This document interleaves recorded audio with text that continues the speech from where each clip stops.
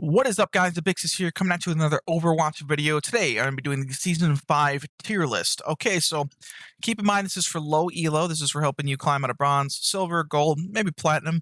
Um, so bear that in mind with the picks. They're going to be a little different than what would actually be like the meta anywhere higher up. But yeah, without further ado, let's get into it. I apologize for the little bit of a late video, but yeah, we're here now. So let's get into it. Starting out with the F tier, we got nobody. I don't think anybody's really F tier right now. Now going into D though, I do feel like there are some D tier heroes who you should be avoiding in low elo, who you could probably play but are a little bit weaker or not great picks. Widowmaker. Widowmaker is already hard for somebody in low elo to get great value out of comparatively to her counterparts, especially easier snipers even. Now with the nerfs, that just makes it even more apparent. So go ahead and put her in the D tier for now. You could play Widow if you're great at her. If you're like really good at sniping only, then she's not a bad pick. Hog, D tier, still feels really weak, needs a lot of help right now. I'm really getting aggravated watching what they've been doing to Hog. Um, you know what? They did give him that little buff with the healing boost, and I've yet to see that be too much of a benefit.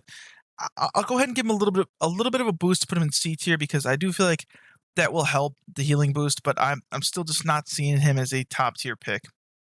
Sombra is the other pick for D tier. Sombra in a higher elo setting where you're partied up with people, even if you're in low elo partied with people, communication is key with Sombra. She can be actually pretty useful if you're calming and have a secondary DPS to cover damage. But what I see is with Sombras is they'll pick Sombra, the other DPS will pick Mei, and you'll have no damage. You'll have nothing but utility that people aren't capitalizing off of because it's not communicated properly. So yeah, going into C tier, bottom of the C tier, we're gonna go this in a little bit of an order here. Lifeweaver. Lifeweaver feels a little bit stronger than he used to, but I'm still seeing newer players underutilizing some of his abilities, not knowing when to use them. And overall, I would not recommend him as a good pick to climb with. But he's not terrible either. He's getting better. I still think he's one of the weirdest launches I've ever seen in Overwatch for a hero, but he's getting a little bit better. Started out really weak. I think he'll be good in a couple patches once they figure it out a little bit more. Orisa, C tier, playable, not your best pick. That's not a surprise at the moment. She's just better tanks, but she's definitely not like a throw pick. You could just be playing somebody better. Genji, same thing. Great at Genji. You're going to get value. Feels a little bit better than he did a couple patches ago, even though, it's not exactly a massive amount of changes for Genji, but still don't think he is the best pick. Doomfist, also C tier. He's fine. You could play him in certain matchups. He's not the best. He's not the worst. He's just pretty decent. I definitely don't think he's a throw pick, but again, decent. Torbjorn, decent counter picking. C tier guys, these guys are not bad. They're not great. They're just fine. You could play them. There's always somebody better you could be playing in most situations, or they're a niche pick like Torbjorn, with good counterplay. Wrecking Ball, also going to go and C. I usually am reluctant to recommend Ball, but realistically, Ball isn't actually that hard to play, hard to master for sure. But as long as you're just disrupting the enemy team, becoming a major distraction, you're going to get pretty good value. He just doesn't feel like he's as strong as he could be at the moment. Let's go on to the B tier, and I'll go back to see if I forgot anybody. I might have. B tier, I got Zarya. Zarya is decent, pretty decent right now. I see her in a lot of good matchups. A lot of the time, she ends up being a pretty strong pick. But I still don't believe she is anything amazing, just pretty good. Moira. Moira is a character that is really good in like bronze, silver. Starts to fall off the higher you go. So keep that in mind. Overall, I average her out to about a B tier. She's not terrible. She's not great. She's just pretty good. Brig, also pretty good. I think we overestimated how much of those buffs were going to help her. She definitely doesn't feel like an oppressive disaster like I particularly thought she would. But she's still pretty good, and I think she's a very solid pick. You know what? I'm going to talk about Junker Queen really quick. Junker Queen, I'm actually going to go to A. Now, I'm jumping ahead really quick because I do want to talk about Junker Queen. She got some small changes. I think she is actually in a much more balanced state now. She was a little bit underwhelming before, a little bit overwhelming a minute ago, and now she is just a pretty good pick, and I think they're doing a pretty good job with balancing her at the moment. And I'm actually pretty happy to see where she's at. But back to B tier. May. May is very strange. It is they keep changing the way she plays, they keep changing her play style. I'm not sure what they're trying to get to with May, but as of right now, she's B tier. Pretty good into a lot of matchups, not great into others. Where's our boy at?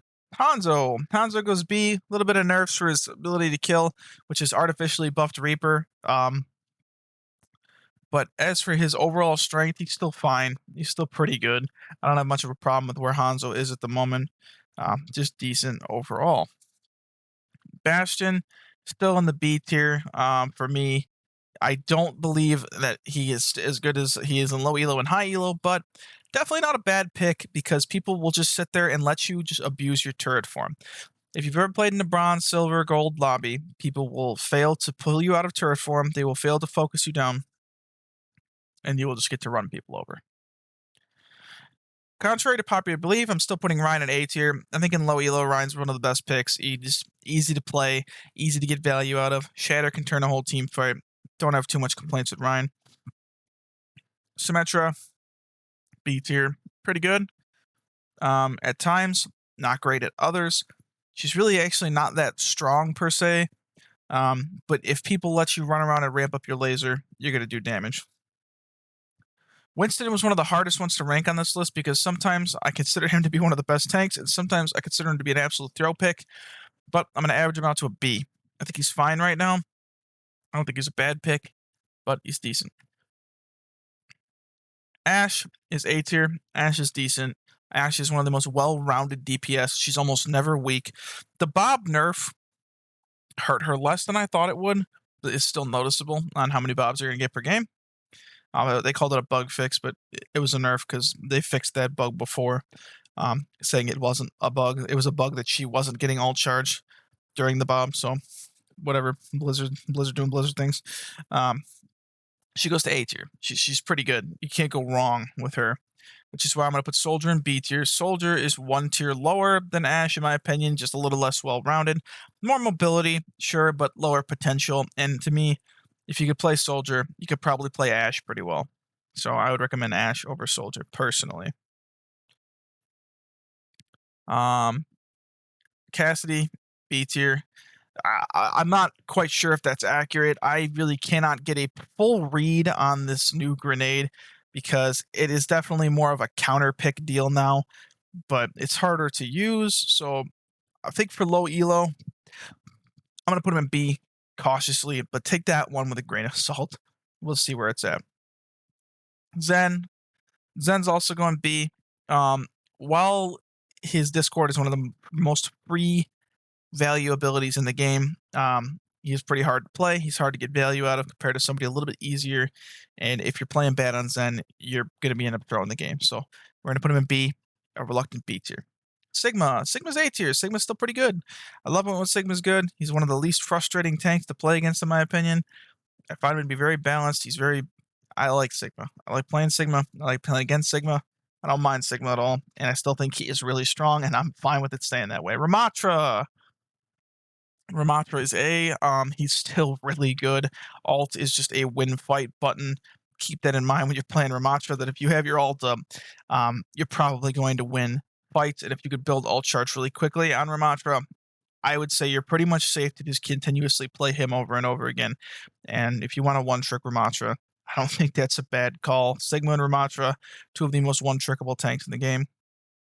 Tank has been a great time for me because these are my three most played tanks. So speaking of my other most played tank, D.Va. D.Va is going to be our first S tier. This is also just a shot in the dark for me because I think D.Va is going to be strong due to the change of the meta, due to what's actually happening with the rest of the characters. Not necessarily what's been done to her, but just if you've ever looked at the way meta works, one character getting nerfed doesn't necessarily just mean that they're going to fall. The characters that they counter, the characters that they're good against, the characters that they're bad against are going to get moved around too based on who's popular. I think D.Va as a product of the meta is going to be S tier. Speaking of another S tier, Kiriko. Kiriko, in my opinion, is still one of the easiest and best characters to one trick as a support to get carry potential, big fight presence and just doing everything you need to do basically. I think that she is one of the best supports that's been released, and she's just been consistently strong. I don't think they're going to nerf her anytime soon. So keep playing Kiriko, which is why I will also crown Ashe as the best DPS currently to play, in my opinion, the most well rounded and the easiest to get value out of without having to switch too much. Ashe is really strong, very well rounded. I would put her in A tier. I really don't believe there is an S tier DPS that stands out among the rest, but she is the one that I would pick as a really good, strong pick at the moment that you can't really go wrong with. Going up to Anna. Anna is another confusing character because Anna keeps getting nerfed. Just absolutely freaking slammed, full goatsy, just destroyed, and it's still somehow decent. I don't understand how they managed to do this. They have nerfed her kit over and over and over. Sleep dart, uh, cooldown, sleep dart time on tanks, anti-heal nerf, a grenade nerf on yourself. It's just they keep hitting her, and she's still pretty solid. Um, just a very well designed kit, I guess. Tracer, they nerfed her shot spread. Tracer's still A to me.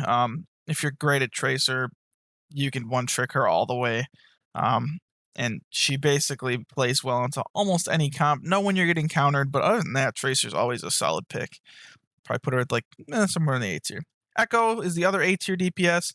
Echo has always been a very strong DPS. Go ahead and take a look at top 500 and look who they were playing for the last 5 years. A lot of Tracer, a lot of Echo. And then the hit scan, obviously. But Echo, can't go wrong with. The alt now being able to be built faster feels different, but not bad. Definitely are leaning towards taking more DPS alts or support ultimates than just, auto picking their tank every time. But overall, still feels really good. Reaper, can't believe I'm saying this. Reaper's A tier right now. With the Hanzo nerf and all the things that have changed, I have seen a lot of oppressive Reapers. Keep in mind, guys, Reaper tends to not be as good in Diamond and above play. But if you're just trying to climb in the elo you're in, maybe just get to Plat or get to Diamond, you could do Reaper the whole time. Reaper's really easy to play. He's actually not too tough to master, and he's also very safe with his Wraith form. So I always recommend Reaper to new players to learn DPS. And his skill set doesn't exactly carry over to other characters too well, but he's very easy to learn positioning, and you're very safe with him as well. Baptiste, hey, I like Baptiste. Baptiste is pretty solid. I like the little buff on the Immort. I think he's pretty decent right now. Oh, geez, Junkrat. We forgot Junkrat. I was gonna put Junkrat C, but I'll give him B for the Junkrat mains. I think he's just okay, but B tier is probably fine. Lucio, A tier for Lucio. This is probably the best he's been in a couple patches. He feels like he's fitting into this current setup a little bit more. After a lot of the one-shot nerfs, I've seen a lot more Lucio. Don't know if he's gonna stay where I'm putting him here, but for now, Mercy's fine. Mercy's never really amazing, never really broken, but never really terrible either. You can't really go wrong with Mercy unless you're getting picked a lot. Other than that, she's fine. Pharah by nature just goes C. Hard, easy to counter, but if you play her into a non-counter team, you're probably just gonna melt people. So with a pocket, she probably goes B. No pocket goes C. Finally, Sojourn. I'm gonna go to B. She's pretty good, but definitely think you should play Ashe, Echo, or Tracer above her. Higher value, perhaps easier to get it off with Ashe, and probably a better ultimate with Ashe as well. All right, guys. Well, that is my tier list for patch or season 5 of Overwatch. Apologize for it being late once again. Just my opinion on what you should be playing to climb out of low elo. So take it with a grain of salt, and comment down below if you disagree. I'm not kidding. I want to hear your feedback. I love it when you guys share explanations of what you guys think, because there's times where I've definitely changed my mind based on someone's feedback. I'm not perfect. I'm not the best player on the planet. I'm just a guy making YouTube videos about Overwatch. So let me know what you guys think, and thank you for watching. Have a great day, and good luck.